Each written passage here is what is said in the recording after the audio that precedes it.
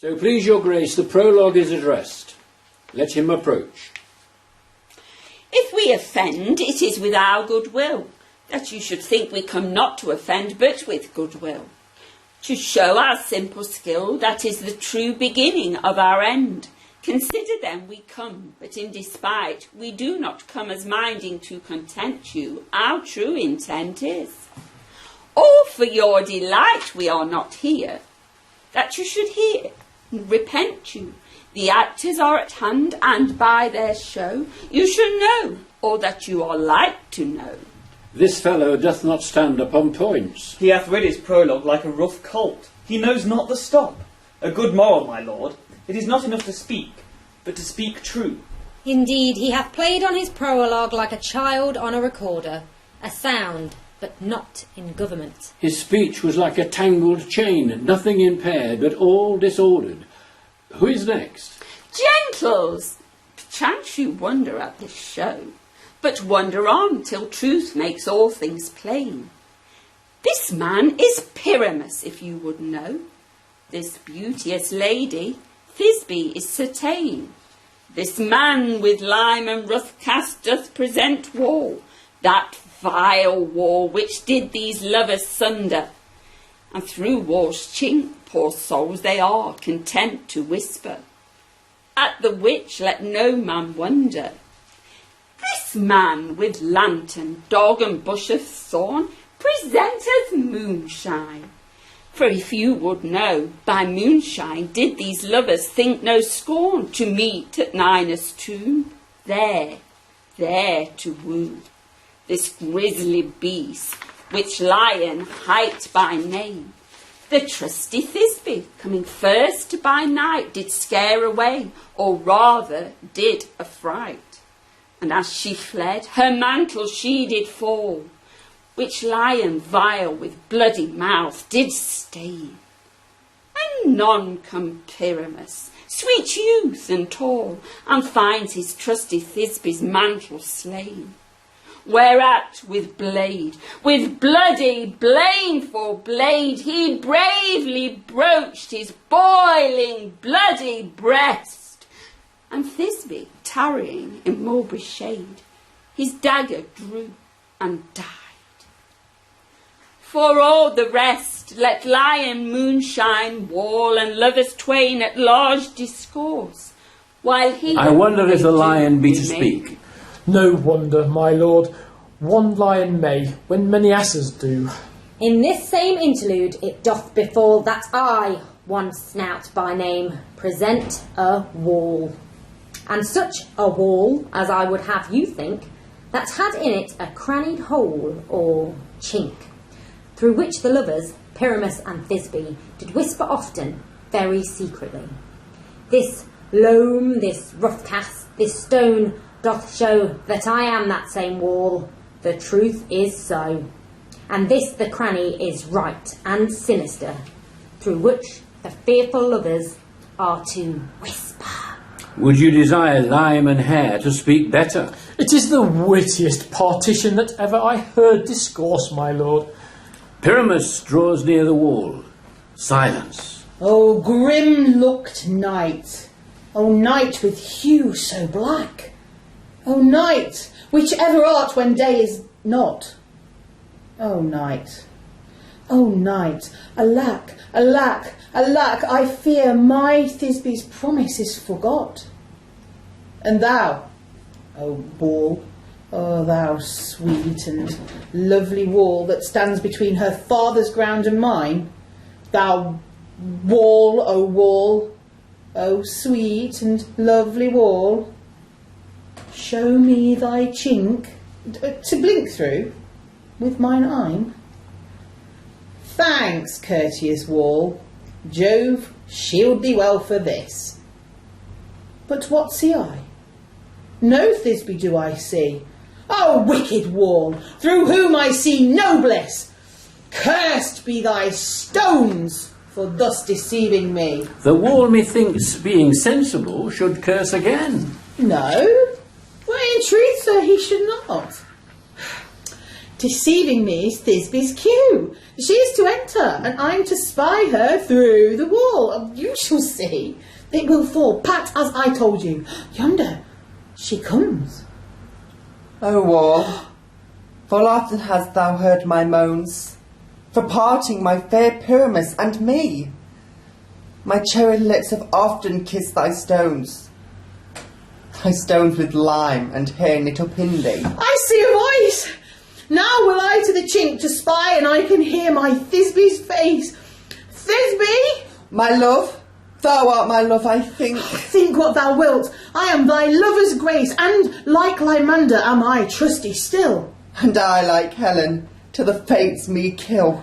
Not Shafalus to Procrus was so true. A Shafalus to Procrus, I to you. Oh, kiss me through the whole of this vile wall.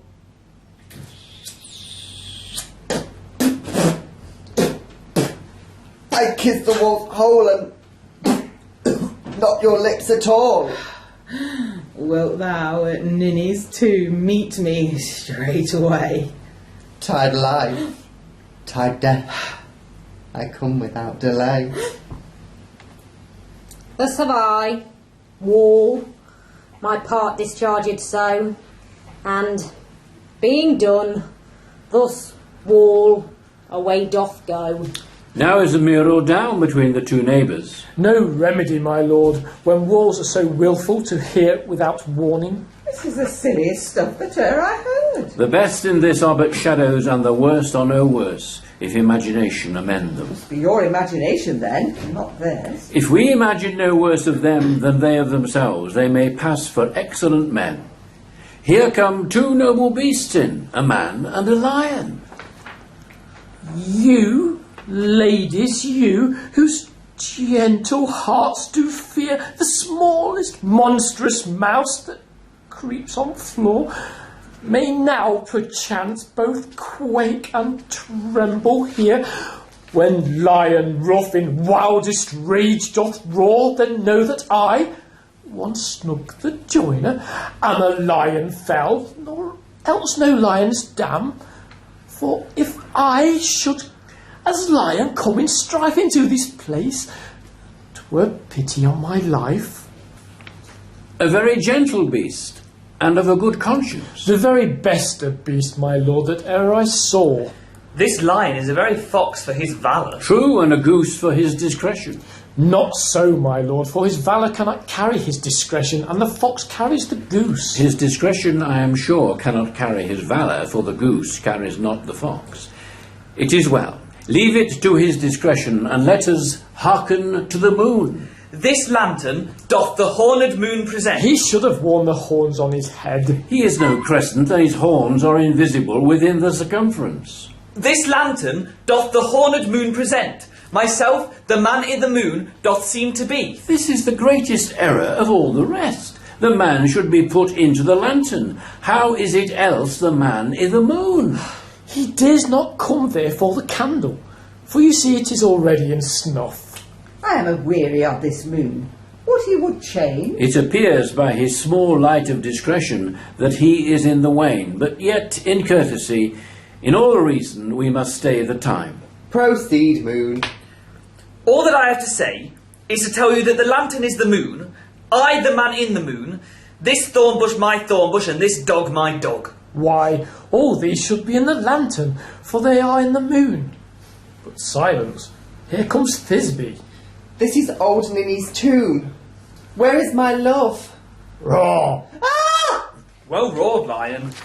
Well run, Thisby. Well shone, moon. Truly the moon shines with a good grace. Well moused, lion. And then came Pyramus. And so the lion vanished. Sweet moon, I thank thee for thy sunny beams. I thank thee, moon, for shining now so bright. For by thy gracious golden glittering gleams, I trust to taste of truest Thisby sight. But stay, oh spite, but mark, poor knight, what dreadful dole is here. Eyes, do you see? How can it be? Oh, dainty duck. Oh dear. Thy mantle good. What? Stained with blood? Approach, you furies fell! Oh, fates, come, come, cut thread, and thrum, quail, crush, conclude, and quell. This passion and the death of a dear friend would go near to make a man look sad. Through my heart. But I pity the man. Oh, wherefore, nature, didst thou lions frame, since lion vile hath here deflowered, my dear? Which is?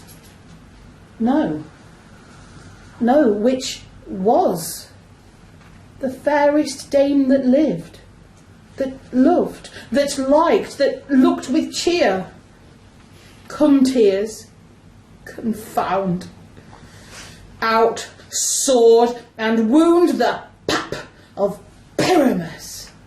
Aye, that left pap, where heart doth hop. Thus die I, thus. Now am I dead, now am I fled. My soul is in the sky. Tongue, lose thy light. Moon, take thy flight. Now die. Die. Die. Die. Die. No die, but an ace for him, for he is but one. Less than an ace, man, for he is dead, he is nothing. With the help of a surgeon he might yet recover and prove an ass. How chance Moonshine is gone before Thisbe comes back and finds her lover? She will find him by starlight. Here she comes, and her passion ends the play. Methinks she should not use a long one for such a Pyramus. I hope she will be brief. A mote will turn the balance. Which Pyramus, which Thisbe is the better? She hath spied him already, with those sweet eyes. And thus she means videlicet. Asleep, my love? What? Dead, my dove? Oh, Pyramus, arise! Speak! Speak! Quite dumb. Dead. Dead! A tomb must cover thy sweet eyes. These lily lips, this cherry nose, these yellow cowslip cheeks. Oh, gone! Oh, gone! Lovers make moan, his eyes were green as leeks. Oh, sisters three, come, come to me, with hands as pale as milk. Lay them in gore, since you have shore with shears his thread of silk. Tongue, not a word. Come, trusty sword, come blade my breast in brew. And farewell, friends. Thus Thisbe ends.